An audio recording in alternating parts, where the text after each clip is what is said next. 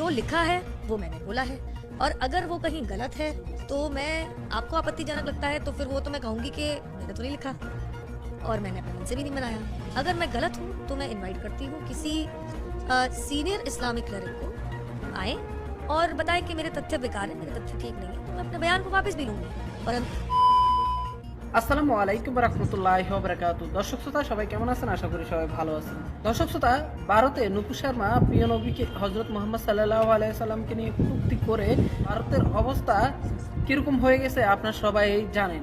দর্শক শ্রোতা, যখন সারা দেশে সারা বিশ্ব থেকে ভারতের উপরে চাপ সৃষ্টি হতেছে এবং নুপুর শর্মাকে শাস্তি দেওয়ার কথা বলতেছে, তখন নুপুর শর্মা তিনি দাবি করলেন যে তাকে নাকি কারা হত্যা করার হুমকি দিতেছে। এই বিষয় নিয়ে তিনি ভারতের একটা টিভি চ্যানেলে বক্তব্য দিয়েছেন এবং তিনি সেখানে বলেছেন যে তিনি কোনো মিথ্যা কথা বলেননি, তিনি বইতে যা পড়েছে সেটাই বক্তব্য দিয়েছে। যদি কোনো বড় জ্ঞানী আলেম হয় তাহলে তিনি তার সাথে বসে তাকে এই বিষয়টি ক্লিয়ার করতে, এই কথাগুলো মিথ্যে কিনা এটা তাকে বোঝানোর চেষ্টা করতে। সে আরও বলেছে যে তিনি যে বক্তব্যটা দিয়েছে সেই বক্তব্যটা নাকি তার সাথে লাইভে যেই সাংবাদিক ছিল তিনি নাকি কাট করে তার ভিডিওটাকে মানে অন্যরকমভাবে সাজাইছে। তার কথা হচ্ছে যে যদি কোনো বড় আলেম তার সাথে বসে এই বিষয়টি তাকে বুঝাইতে পারে যে এটা ভুল, তাহলে সে তার কথাটি সে রিটার্ন নিয়ে নেবে।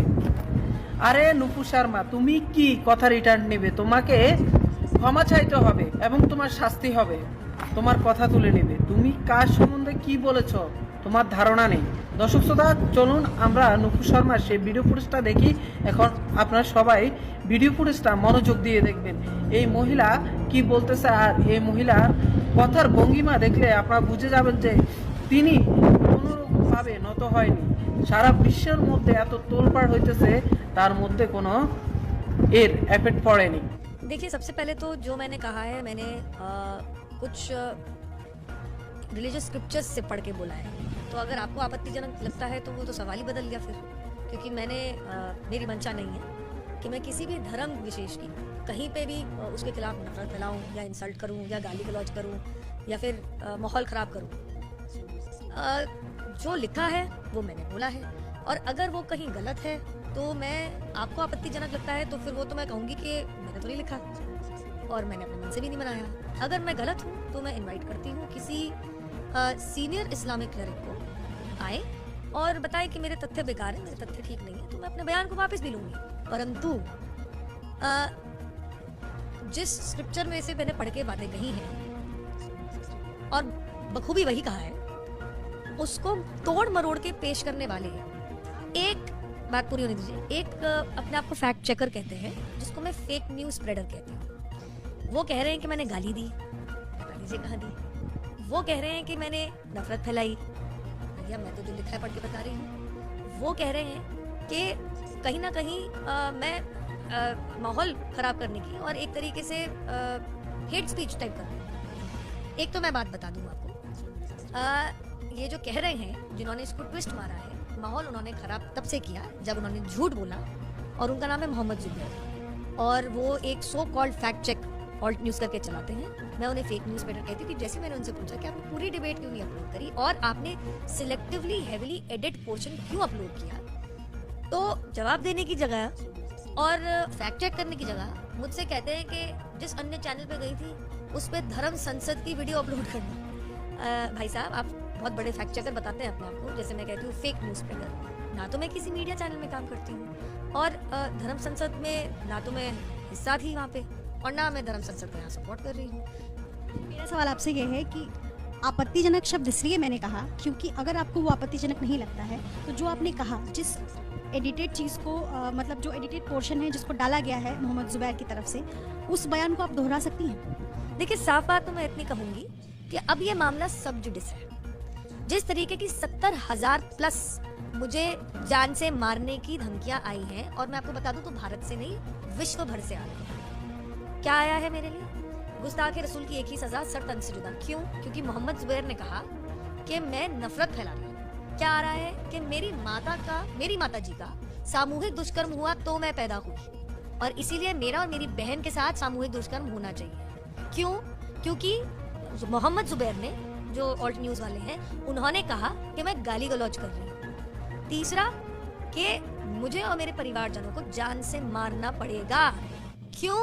क्योंकि मोहम्मद जुबैर ने कहा कि मैं नफरत फैला रही हूँ। कृपया करके फैक्ट चेक करें। मैं इनवाइट करती हूँ, मैं मोहम्मद जुबैर को ज्यादा इंटेलेक्चुअल नहीं समझती, ना जानकार समझती। मैं इनवाइट करूंगी कि कोई इस्लामिक क्लरिक आए। देखिए, हम लोकतंत्र में रहते हैं, ये जगह सिविल डिबेट की है। अभी मुझे कुछ थ्रेट्स आई हैं जिसमें मेरे बलात्कार के साथ ये कहा गया है कि हमारे कृष्ण भगवान तो सामूहिक बलात्कारी थे, फोटो के साथ आए। आप कृपया करके मुझे बताइए, मैं या किसी के भी नाम मुंह से आपने सुना है कि भैया जान से मार दो, बलात्कार कर दो? सुना आपने किसी के मुंह से?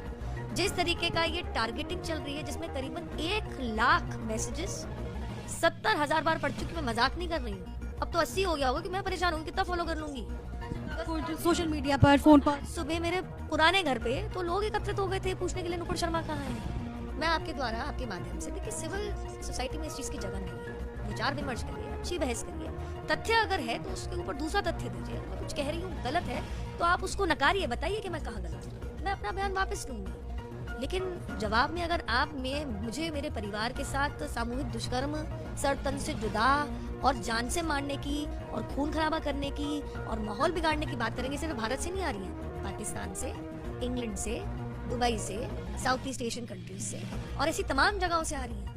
एक किसी ने मुझे अभी एक लिंक भेजा जिसके बारे में मुझे पता ही नहीं था। उन्होंने तो वो वाली कंपाइलेशन बनाई है जिसके बारे में मुझे पता ही नहीं था कि ये भी चल रहा है। इंस्टाग्राम पे, ट्विटर पे, फेसबुक पे, अन्य सोशल मीडिया प्लेटफॉर्म पे, मेरे फोन पे, मेरे इनबॉक्स में, मेरे ईमेल पे, मेरे व्हाट्सएप पे। मैं इतना कहना चाहूंगी, अगर मुझे या मेरे परिवार में से एक सिविल सोसाइटी की डिबेट की जगह अगर मुझे या मेरे परिवारजनों में से किसी को भी इतनी सी भी हानि हुई तो उसमें 150% मोहम्मद जुबैर जिम्मेदार है, क्योंकि उन्होंने नकली, फर्जीवाड़ा, फेक न्यूज फैलाया। फैक्ट चेक करने की जगह, सिविल डिबेट करने की जगह उन्होंने एक heavily edited selective video upload किया, और जब उनसे पूछा कि आप सब कुछ दिखाइए तो उन्होंने बात से मुकर के बिल्कुल डाइवर्जन मान लिया। जो वीडियो मोहम्मद जुबैर ने शेयर किया है वो डिस्टॉर्टेड है। मैं आपको कह रही हूँ वो हेविली एडिटेड है, और अब मामला सब जुडिस है।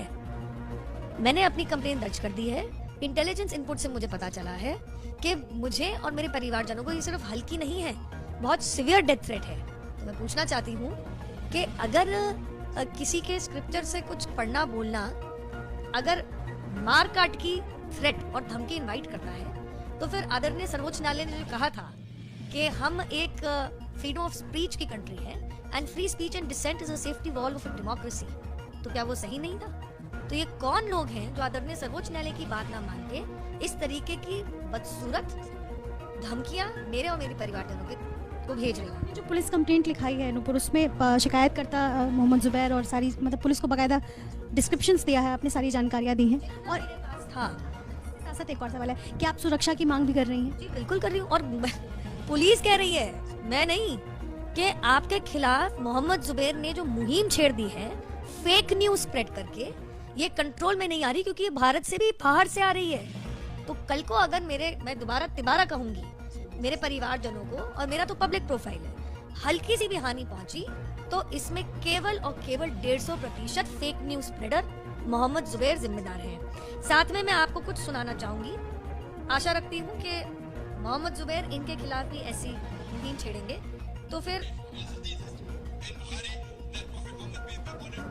Elisha may have been with her at the age of 6 and consummated the marriage at the age of 9. The sign says, there's a hadith in Bukhari that Prophet Muhammad peace be upon him married Elisha may have been with her at the age of 6 and consummated the marriage at the age of 9. The sign says, there's a hadith in Bukhari that Prophet Muhammad peace be upon him married Elisha may have been with her at the age of 6 and consummated the marriage at the age of 9.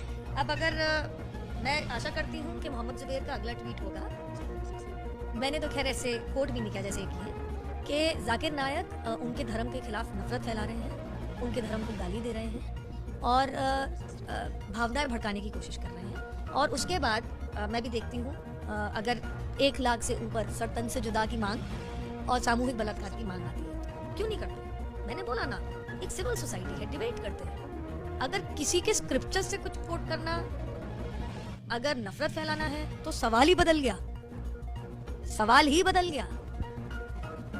और मैं आपको क्या दिखाऊं, क्या दिखाऊं मैं आपको, मैं क्या क्या दिखाऊं आपको? The calls I am getting, the messages I am getting, and मैं कितनी बारी दोहराऊं कम है। मेरे परिवार में से किसी को भी कुछ हुआ, करने वाला और उससे बड़ा अपराधी मोहम्मद जुबैर रहेगा। देख लीजिए आप, ये देखिए सब, ये देख लीजिए आप सब।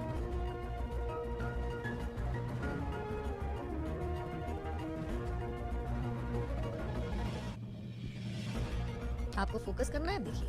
मैं चाहती हूँ दुनिया भर देखे। ये सभी एक ही समुदाय के लोगों की तरफ से आपको कॉल्स आ रहे हैं, मैसेजेस? ना, मुझे तो लोग बना के भेज रहे हैं, मुझे बता रहे हैं, इसको कंपाइल करके भेजा है हमारे एक समर्थक ने कि दीदी आपके खिलाफ बहुत सीरियस मामला चल रहा है। कौन कौन से शहर से, कौन कौन से, वो लोग अपने आप, मेरे पास सच में इतना समय नहीं है अभी कि मैं 1 लाख पढ़ूं। मेरे को अगला 1 महीना लग जाएगा, मैं आपको बता नहीं सकती और बयान नहीं कर सकती कि मैं इकट्ठा ही नहीं कर पाऊंगी कहाँ कहाँ से किस किस तरीके की धमकी मिल जाएगी। और आज तो सुबह जैसे मैंने आपको बताया, मेरे पुराने घर के अंदर लोग एकत्रित हो गए पूछने के लिए कि नुपुर शर्मा कहाँ है। ये बाकायदा मैंने commissioner of police Delhi headquarter में मैंने करी है। नेचुरली जब पुलिस ही कह रही है कि आपकी जान को खतरा है,